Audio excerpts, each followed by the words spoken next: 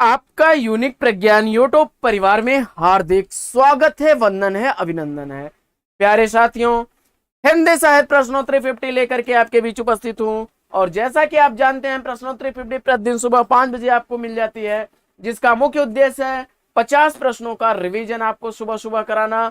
और बड़े ही कम समय में आपको 50 प्रश्नों का रिवीजन करा दिया जाता है। तो मुझे आशा ही नहीं, पूर्ण विश्वास है कि यह प्रश्नोत्तरी 50 आपके लिए काफी लाभकारी साबित होगी।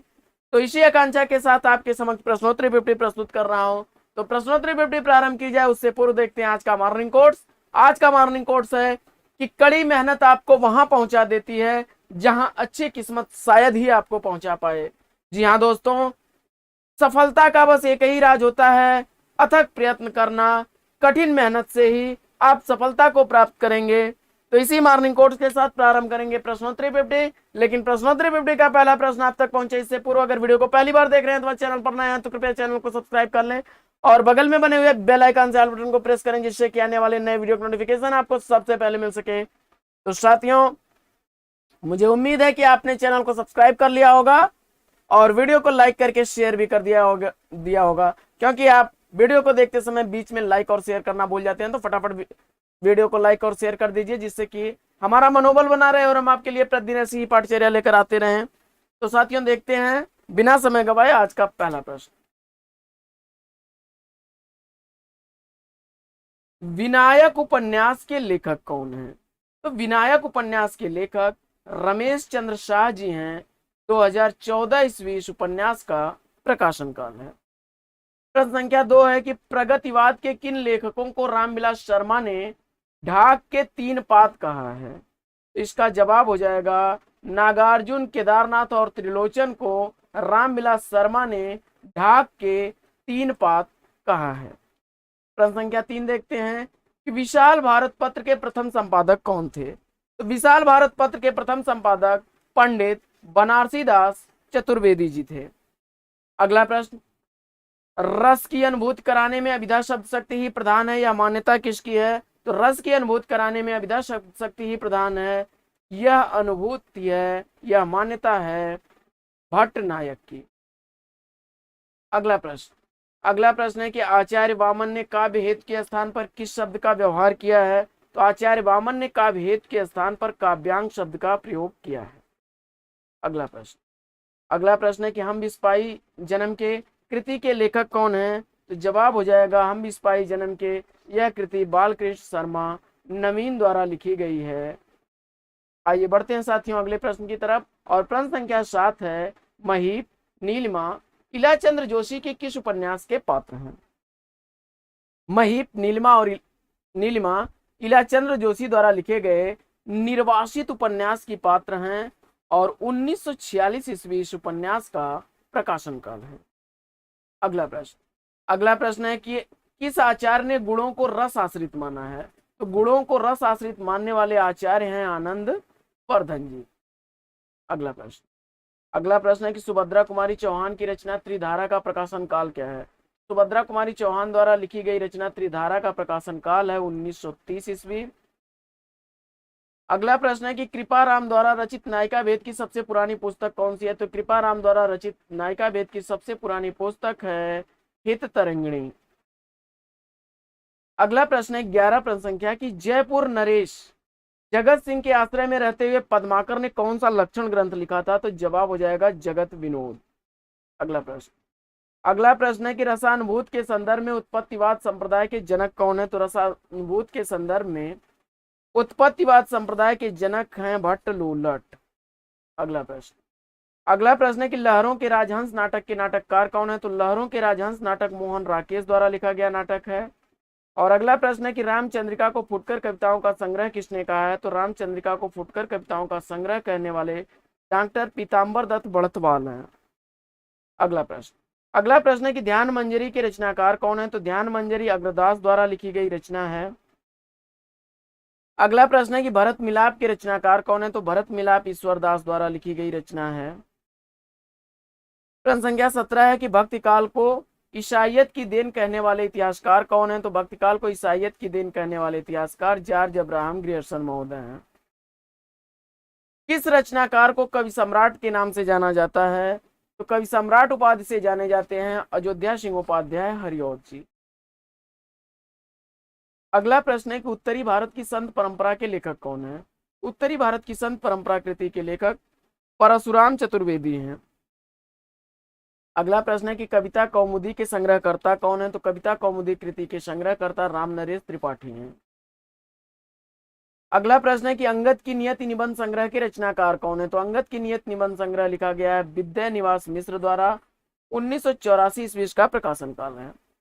अगला प्रश्न है कि मिश्र बंधुओं के अनुसार हिंदी के प्रथम गद्य लेखक कौन है? तो मिश्र बंधुओं ने हिंदी का प्रथम गद्य लेखक माना है गोरखनाथ जी को। अगला प्रश्न है कि शिव सिंह सरोज का रचना काल क्या है? तो शिव सिंह सरोज का रचना काल 1833 ईस्वी ठहरता है और शिव सिंह सेंगर इसके लेखक हैं। अगला प्रश्न है कि वैशाली की नगर वधु का प्रकाशन काल क्या है? वैशाली की नगर वधु चतुरसेन शास्त्री द्वारा लिखी गई रचना है। 1949 ईस्वी का प्रकाशन काल है। अगला प्रश्न है कि शेष स्मृतियां निबंध संग्रह के रचनाकार कौन? तो शेष स्मृतियां निबंध संग्रह लिखने वाले हैं रघुवीर सिंह और 1939 ईस्वी का प्रकाशन काल। अगला प्रश्न है कि घर की बात आत्मकथा के रचनाकार कौन है? घर की बात आत्मकथा लिखी गई है रामविलास शर्मा द्वारा। 1983 ईस्वी का रचना काल है। अगला प्रश्न है कि समीक्षात्मक कृति आलोचना के पक्ष के लेखक कौन है? तो समीक्षात्मक कृति आलोचना के पक्ष जो है रमेश चंद्र शाह द्वारा लिखी गई रचना है। रसीदी टिकट किसकी आत्मकथा है? तो रसीदी टिकट अमृता प्रियतम द्वारा लिखी गई आत्मकथा है और 1979 ईस्वी का रचना काल है। दहेज और अनमेल विवाह की समस्या को ध्यान में रख करके प्रेमचंद्र जी ने अपने किस उपन्यास में यह समस्या उठाई है? तो दहेज और अनमेल विवाह पर आधारित उपन्यास उनका है निर्मला। क्षमा करें, जैन टाइप हो गया है। निर्मला उपन्यास है।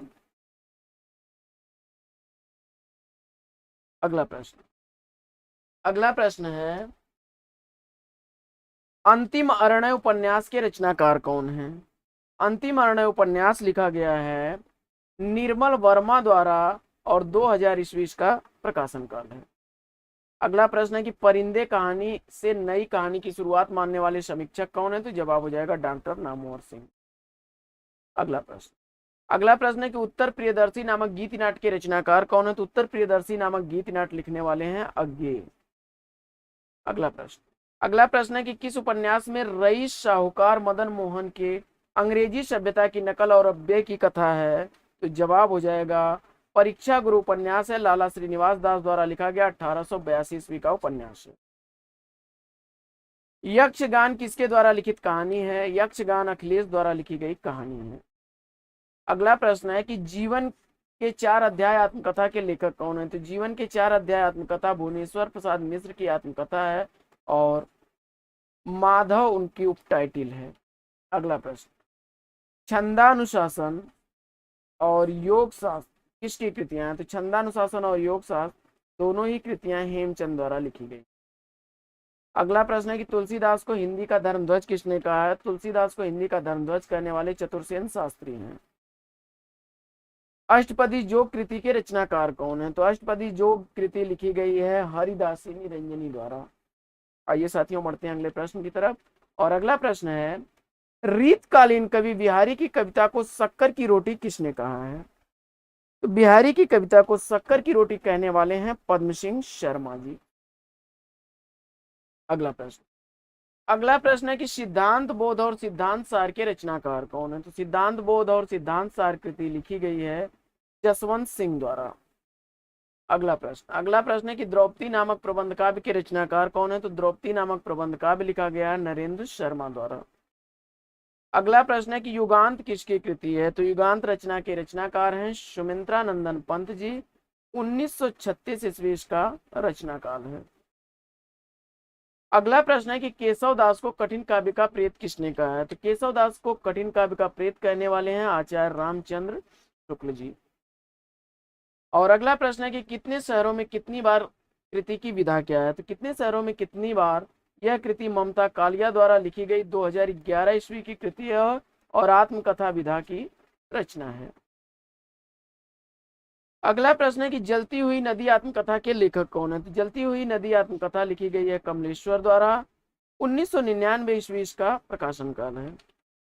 अगला प्रश्न है कि सभा की सभ्यता शीर्षक संस्मरण के लेखक कौन है? सभा की सभ्यता संस्मरण लिखने वाले हैं महावीर प्रसाद द्विवेदी जी। अगला प्रश्न है कि जंगल के जीव किसकी कृति है? तो जंगल के जीव श्री राम शर्मा की कृति है।